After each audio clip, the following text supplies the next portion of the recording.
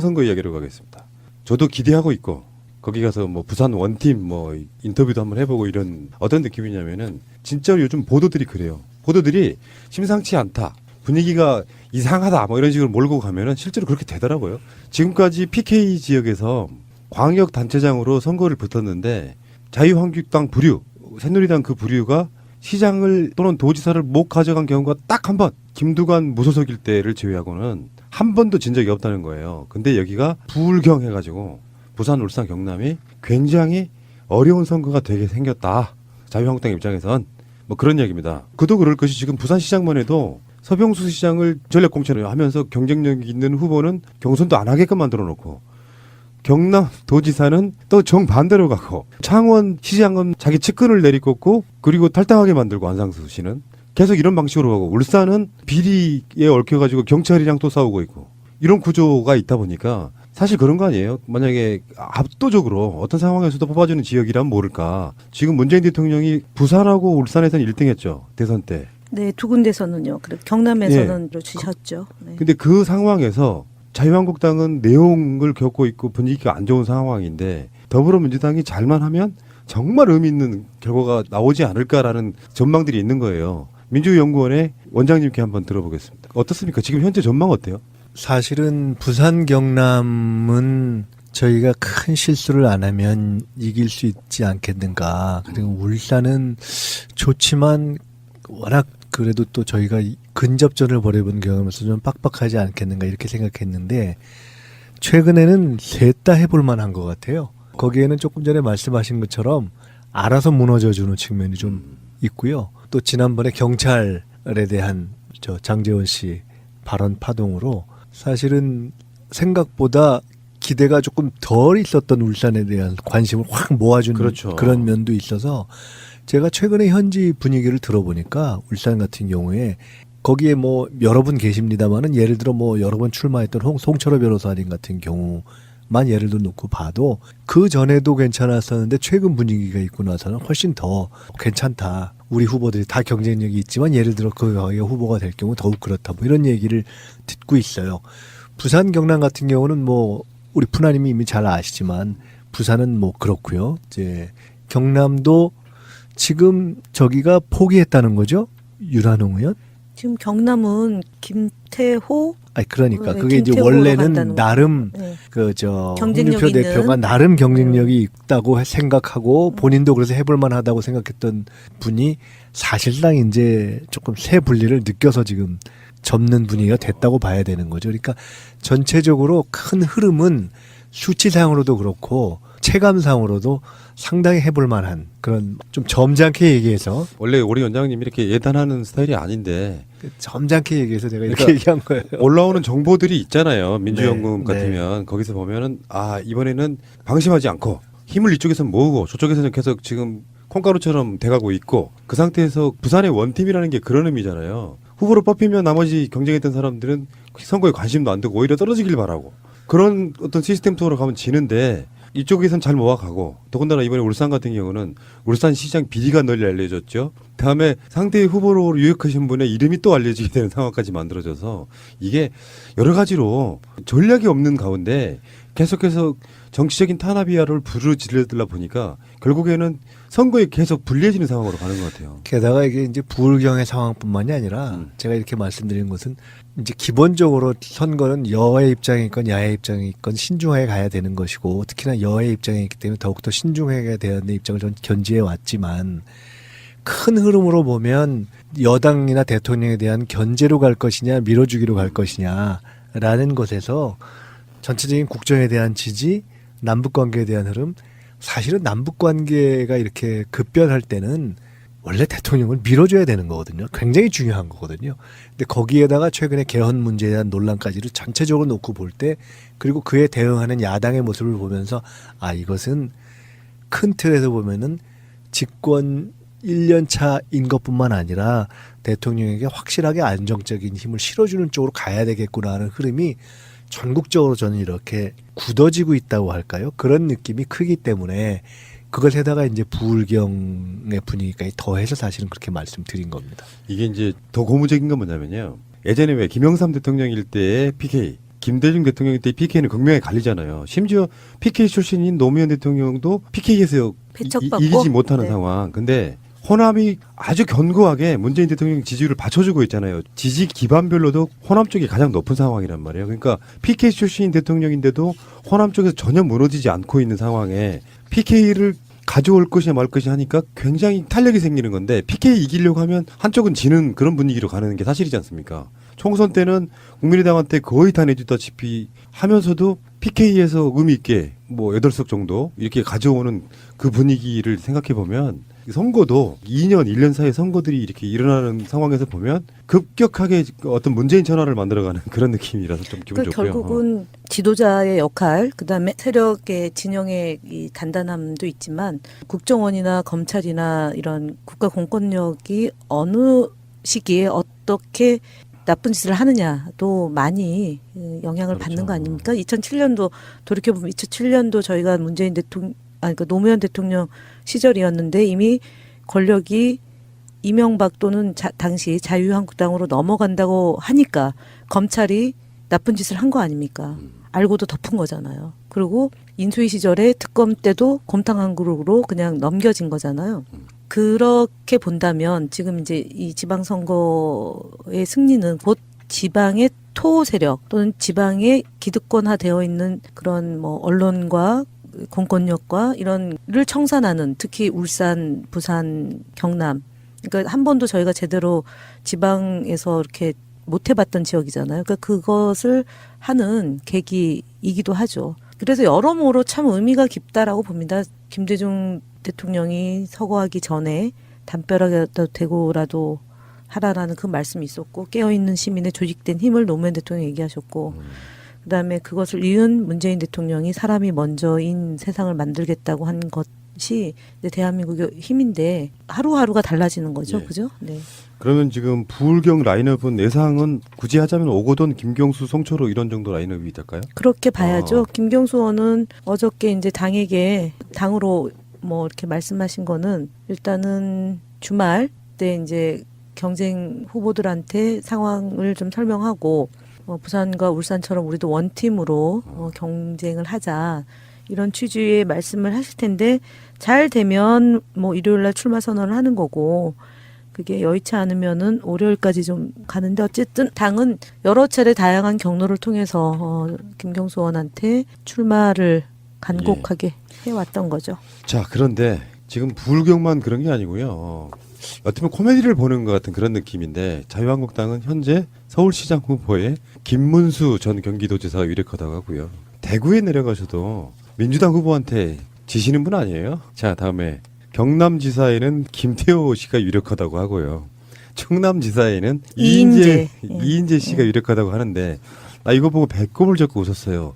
와, 자유한국당 대표에 홍준표 같은 사람이 있는 것이 자체가 코미디인데 김문수 같은 사람은요 경기도지사를 끝내놓고 나서 사실상 대권 도전하겠다고 나와서 계속 헛발질하다가 결국에는 대구로 가서 대구까지 내려갔다가 그것도 민주당 후보한테 지는 상황이 김부겸 발생하고 의원한테 진 네. 거죠. 그래놓고 이제 도지사했던 경기도도 아니고 서울시장 나갈 수밖에 없는 어떤 상태. 제가 이 보도를 보면서 확답을 나왔다고 그러는 건 아닌데 홍준표가 이제 김문수한테 뭐 전화를 하건 연락을 해가지고 서울시장 나오시죠 하니까 김문수 캐릭터가 그래 보이더라고요. 평상시 때 보면 나가고 싶지 않으면 끊겠지만 나가고 싶으면 미치는 거예요. 최소 며칠 전부터도 김문수 설이 나오긴 했는데 언론에 이렇게 나올 정도 되면 김문수는 사실 확정이라고 봐야죠. 그렇죠.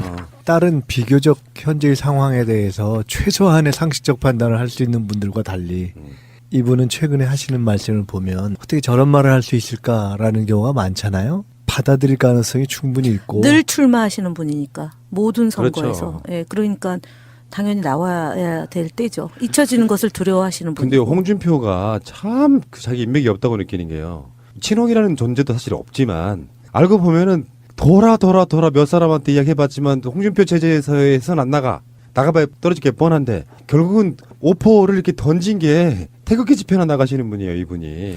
그나마 좋아요 1,200명이거든요. 홍준표 대표가 SNS를 열심히 하는 이유가 페이스북에 글을 쓰면 좋아요가 1,200회, 1,300회 돼요.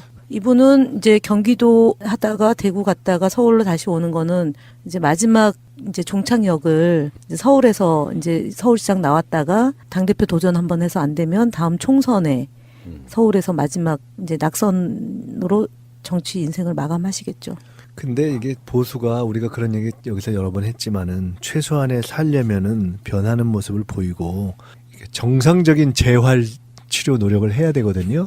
근데 이게 그게 안 되는 걸 보면 굉장히 냉엄한 아주 준엄한 판정을 받을 가능성이 점점 예. 높아진다고 봅니다. 그러니까 사실 충남에서도요, 자유한국당의 인물만 있으면 그 분위기에서 뭔가 반전의 기회도 있을 수 있는데, 그래서 이인재.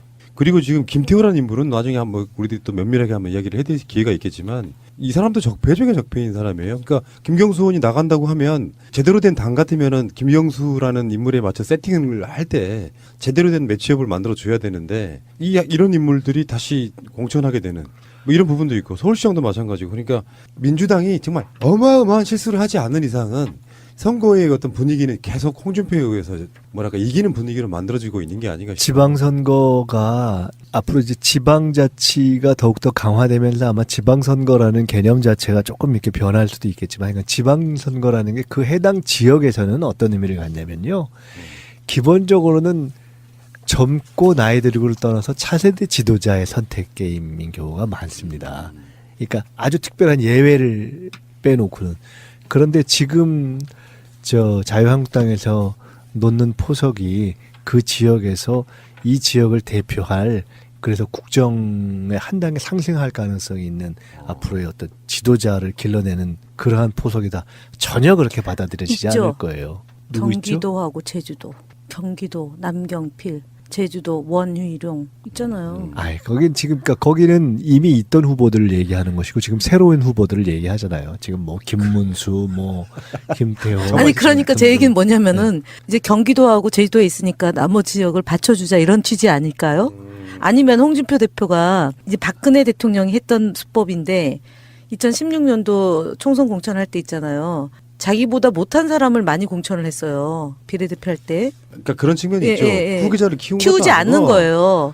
이게 이인재가 아주 단적인 예를 보여주는데, 정치적 거물이라고 해서 총선에 나갔지만 김종민 후보 같은 분들한테 1% 차이 같은 걸로 떨어지잖아요. 자기 지역구에서도 인심을 잃는 사람이에요.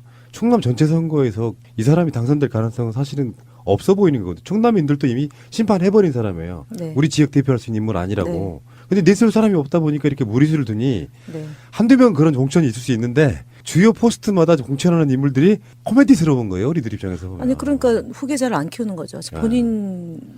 그러면서 서면에 가는군요. 뭐. 님 네. 축하드립니다. 감사합니다. 무죄. 3년 9개월 걸려서 무죄 받았어요. 야, 진짜 이거는 제가 제일 짜증나는 게 이런 거예요. 사건을 끌다가 보면 정권이 끝나고 버렸네. 박근혜가 정권에 있을 때 끝났어야 돼 이게. 박근혜 대통령이 취임되기 전에 불법한 행위를 그 현장을 가서 그거를 고발하려고 갔던 사람이 역으로 고발당한 거잖아요. 그 적반하장이라고 네, 하죠. 적반하장이죠. 선관위도 대처를 잘못했고 경찰도 사실은 대처를 잘못한 거고, 그리고 이제 되치기를 당한 거고, 가녀린 여성의 인권 침해라는 그 프레임으로 마지막 남은 7일 동안 그걸 통해서 이제 국면 전환을 한 거잖아요. 그리고 그 사이 NLL 발첩은 흔들었던 거고, 사실은 정말 믿는 도끼 발등 찍히고 지금 이제 소위 말하는 미친개 광경병 등 해서 이제 경찰을 14만 명 경찰을 싸잡아서 이제 개만도 못한 취급을 한 게 자유한국당인데, 이때 사실은 충견이었잖아요. 일부 경찰이 그렇죠. 사이버 수사대에 가담했던 경찰관 14명, 그다음에 김용판 서울경찰청장이 그랬던 거고, 그다음에 그 최중락 수사과장도 그랬고, 그리고 그 수사경찰서장도 그랬고요. 그다음에 이제 경찰서장 이름은 지금도 가물가물 되는데, 이분이야말로 사이버 수사대에서 사건을 은닉하는데 거기서 총 관리 감독을 했던 분이잖아요. 충견을 했던 거죠. 그때 정확하게 충견을 했던 거고, 그리고 나서도 사실관계를 은폐하기 위해서 수많은 조작들이 일어나잖아요. 그분들이 여전히 일부는 일선 경찰에서 활동하고 계시는 분들이 있을 그렇죠. 거고, 그리고 검찰은 유장 사무실을 만들고 유장 컴퓨터를 만들어 가지고 사건을 은폐했던 게 이제 윤석열 팀장 수사 당시에 그렇게 했던 거가 네. 나중에 드러나잖아요. 충견 있던 거고. 이재정 의원이 밝혀낸 것 중에 하나가 그 당시에 그렇죠. 경찰도 댓글을 달고 있었어요. 네, 맞아요. 제대로 된 수사가 그러니까 되겠냐고요. 그랬고 그다음에 이제 국정원은 그 국정원장 이하 당시에 기조실장 그다음에 1, 2, 3차장이 다 그냥 숨긴 거잖아요. 그리고 우리가 그때 제보 받은 게 1인 1조 형태의 대북 심리 전단이 70명 정도가 그 카페 뭐 이런 데서 이제 댓글 공작을 하고 있다라고 제보를 받았던 거고 그 오피스텔에서 출근하고 퇴근하는 것이 발견하고 현장을 덮친 거잖아요. 근데 그때 이제 김하영이라는 민낯을 본 거고 노트북하고 그 핸드폰을 들고 있었던 것이 확인됐는데 문을 닫고 들어가서 1차 협조하고 나서 2차 협조 요청했을 때 문을 안 열어줬잖아요. 오후 9시부터 새벽 1시까지 모든 중요한 증거를 인멸하는 시간이 그때 시간이고 그때 이제 오빠가 등장하고 부모가 등장해서 막 문 밖에서 막 어마어마한 이제 시비가 붙고 그리고 그 다음날 아침에 새벽에 7시 15분경 출근하려고 시도를 하는 와중에 그 앞에 앉아있던 강기정 의원하고 이종걸 의원이 이제 같이 기소가 된 거고요. 그리고 이제 문병호 의원은 사실은 조금 억울해요. 좀 억울한데 당시 단장, 불법 선거 감시 단장을 해서 이제 문병호 의원도 기소가 됐고 그리고 정경훈이라고 저희 당의 사무처장 하고 있는 그 친구가 이제 500만 원으로 약식 기소가 되는데 재판부에서 정식으로 다툴 소지가 있다. 이건 무죄의 확률이 있기 때문에 약식 기소라도 유죄잖아요. 벌금 500, 300, 400 그걸로는 불가능하다. 그래서 정식 재판으로 재판부가 이제 하면서 3년 9개월이 걸렸는데 이제 그 사건이 결국은 이명박 박근혜 대통령을 감옥으로 집어넣게 된 가장 중요한 사건 중에 하나다. 어찌 보면 저희가 힘든 시기를 재판받으면서 꽤 자존심도 상하고 저 시간도 뺏기고 정신적 고초도 겪었지만 한편으로는 국정원 여직원 감금 사건이 정식 재판으로 가면서 그다음에 국정조사도 하고 긴 시간 동안 끈질기게 싸운 덕분에 이명박 대통령의 소위 말하는 부정한 방식의 국정원 특활비까지 이제 끌어낸 거잖아요. 원세훈 원장이 어정쩡하게 박근혜 정부 때 수사를 했던 것이 이제 촛불 민심을 통해서 제대로 조사하고 진행되면서 된 거고. 박근혜 대통령도 마찬가지죠. 그 부정한 방식으로 대통령이 된 거를 숨기기 위해서 온갖 가지를 하다가 NLL 발췌본도 들고 일어난 거고 들었던 거고 그리고 윤석열 찍어내기 위해서 또 했던 거하고 그다음에 최동욱 검찰총장 뭐 물러나게 한 거며 이런 사건들이 다 국정원 여직원 감금 재판에서 비롯된 거다. 일파만파된 거다라는 점에서는 정말 고생한 보람이 있다. 이런 마음이고 특히 강기정 의원이 그 전에 이제 제가 국회의원 하기 전에 미디어 악법 처리하면서 몸싸움 하면서 생긴 일, 그다음에 로텐돌 싸움, 뭐 그다음에 등 많은 일에 연루가 됐는데 늘 항상 몸이 먼저 움직이는 분들이 있어요. 우리 당에. 두 분 다 참 고생을 많이 하셨는데 네. 우리가 농담처럼 가끔 김현 대변인 이름 거꾸로 해서 현금이다 이러지만 현자가 들어가서 그런지 현장에 참 강해요. 아니 그러니까 보면 우리가 아침에 당에서 무슨 최고회 이런 거 할 때 예를 들어 요새는 공천 때가 되니까 생뚱맞은 서류 같은 거 들고 갑자기 예정에 없이 이렇게 몰래 들어와 있는 그런 분들이 있단 말이에요. 근데 갑자기 무슨 상황이 생길 것 같을 때 뭐가 좀 어수선하면 원래는 당직자들이 쫙 움직여야 되는데 어느새 보면 제일 중간에 들어가서 이거 이렇게 정리하고 저거 저렇게 정리하고 막 손으로 이렇게 막 여기 교통 정리하고 있는 거 보면 대부분 김현이에요. 그래서 제가 야 이거 참 대단하다. 근데 이상해요. 그거는 보면 우리 김현 대변인도 그렇고 강기정 의원도 그렇고 통상 평균 신장보다 조금 못 미치는 분들이 그렇게 현장에 센지 하여간 현장에 참 센데 하여간 고생 많이 하셨고 어때요? 근데 우리가 보통 이렇게 감옥 갔다 나오면 두부 먹고 그러는데 이렇게 무죄 받아도 그런 거 있나? 어때요? 아니요, 없어요. 없고 그리고 뭐 워낙에 이게 문제가 날 사건이다라고 해서 그런지 몰라도 별로 뭐 감흥도 없고 사실 제가 이제 세월호 유가족도 그 사건에 이제 1, 2심 무죄 받았잖아요. 근데 그때 제가 말씀을 드렸나요? 1심 재판 결과 나올 때 가슴에 쿵닥쿵닥 그 소리 있잖아요. 그 소리가 너무 커서 그러니까 이제 판결이 무죄 나기 직전에 이제 저는 판결문을 쭉 읽는데 변호사가 무죄입니다 이랬어요. 귓속말로. 근데 판사가 판결문을 읽는데 쿵쿵쿵쿵 하는 소리가 그게 숨 쉬는 소리보다 더 큰 경험을 했어요. 혹시 원장님 그런 경험 있으세요? 저 살면서 그 심장이 터질 것 같다. 그래서 심장이 터지는구나. 그러니까 소리가 너무 커가지고요. 근데 딱 무죄 이러니까 이제 그게 좀 진정이 되는데 저 청심환도 먹고 갔거든요. 근데도 그럴 정도로 그때는 되게 좀 심리적 충격이 컸을 때니까 그런데 이번에는 뭐 대법원 앞에서 한명수 총리 그때 유죄 받았을 때 그때 2년 실형 선고 받았던 그 법정은 아니지만 대법원은 그때 한번 가보고 이번에 갔던 거거든요. 여튼 두 분이 감옥 가고 난 뒤에 마지막 무죄 판결을 받았으니까 더 남다른 의미가 있고요. 복귀를 해보면 진짜 그때 현장에 사실은 다들 안 가겠다고 현장에 국회의원들 누구 가는 게 어떻겠냐고 상황실에서 연락을 했는데 몇 사람이 일정 때문에 못 간다고 그러고 저는 묻지도 않고 갔어요. 굳이 안 가도 되는데. 네, 저 안산에 그때 대통령 후보 연설이 안산에 있을 때거든요. 중앙동에 있는 거기에 도착해서 2시간 전에 미리 도착해가지고 이제 대통령 오시면은 연설 듣고 다음 장소로 가고 이제 이거를 원래 현장 담당 대변인이었으니까 안산에 가 있는데 강남으로 가라고 연락을 받은 거예요. 4시 한 반쯤 됐나? 그러고 안산에서 바로 쏴가지고 강남으로 가서 6시쯤 도착해서 대충 상황 얘기 듣고 오피스텔 올라간 거죠.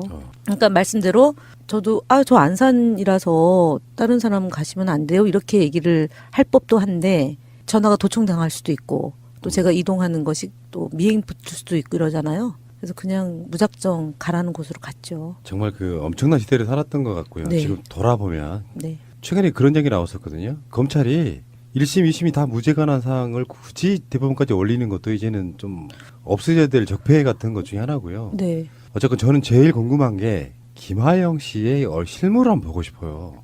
보셨을 거 아니에요? 네, 봤어요. 근데 키가 한 1m 66 정도 됐고 그때는 겨울이어가지고 부츠 신었는데 목소리상으로는 뭐 그야말로 대학교 졸업해서 직장 다니는 한 3, 4년 차, 2, 3년 차 그대로였고요. 근데 그 다음에 이제 재판 받을 때나 국정조사 할 때 나와서 그 답변하는 것 이런 걸 봤을 때는 고도에 훈련된 사람이면은 명료하고 그 오빠가 그때 막 와가지고 엘리베이터 안에서 저 오빠도 만났었단 말이에요. 오빠가 맞대요, 근데? 그때 오빠는 맞아요. 국정원 직원 아니에요? 오빠는 맞는데 그것 때문에 진선미 의원이 재판 받았는데 무죄 났죠. 국정원 직원일 가능성에 의문 제기했다가 김하영한테 그랬어요? 고소당해서 조심하셔야 돼요. 그 재판 받았어요. 지금도 국정원에 있나요? 김하영 씨 있어요. 그좀 한번 보고 싶은데? 결혼했고요. 출산했을 겁니다. 예, 진짜. 그리고 지금은 위증죄로 재판 받고 있죠. 외려. 참. 근데 저는 김하영 씨도 김하영 씨지만 부모 당일날 현장에 부모가 나타났는데 이 부모의 행동이 이분들이 더 그런 거예요. 처음에 등장할 때는 내가 이 이웃집 주민이다. 그러고는 기자단 사이를 뚫고 607호 앞에 도착을 했거든요. 그러고는 부모다라고 자기 신분을 밝히고 아니 이 내 딸을 가두고 이게 뭐 하는 짓이냐. 언제 가뒀다 그래? 그러고는 소리 질러요. 막 거기서. 그러니까 기자들이 스포트라이트 받을 거 아닙니까. 네. 그래서 또 제가 거기 가가지고 어머님 이러시면 안 됩니다. 그건 코치를 받고 왔. 그러니까 코치를 받고 올 네. 정도를 뛰어넘어요. 그러고 있다가 설명을 하니까 이제 1층으로 내려가서 기자들 질문에도 응대를 하고 그리고 그 다음날 물이 없다면서 또 오후에 물과 빵과 이걸 사들고 오잖아요. 그리고 도로 돌아가고 그 다음날 이제 철수를 하잖아요. 그러니까 그 과정이 일련의 과정이 이 부모들이 취하는 태도가 보면 참 거시기 합니다. 예. 자, 어쨌건 법정으로 가면 안 되는 상황, 뻔하게도 국가기관이 그 짓을 해왔다는 것이 최근에 다 드러난 상황에서 보면 정말 어처구니 없는 말도 안 되는 억지였다는 생각이 좀 들고요. 그렇게 정치를 했기 때문에 결국은 망한 거예요. 그렇죠. 두 사람 네. 다 감옥에 gat혀 있지 않습니까? 대통령 전직. 알겠습니다. 어쨌건 많이 고생하셨고요. 이게 재판이 걸려 있다는 것 자체가 부담이고 그 과정 속에 사실은 강기정, 김현 우리 방송에 나오시는 우리 패널 두 분은 컷오프까지 당하셨기 때문에 이게 돌이킬 수가 없어요. 사실 알고 보면 그러저런 이유들이 합쳐져서 만들어진 이야기인데 자 고생하셨고 마음의 위안이 좀 되시기를 바라겠습니다. 다음에는 공천 받나요? 푸나님이 다음번 공천심사위원장이신가요? 아, 이렇게 물어보는 거 보니까 제가 국민공천으로 네, 감사합니다. 국민공천으로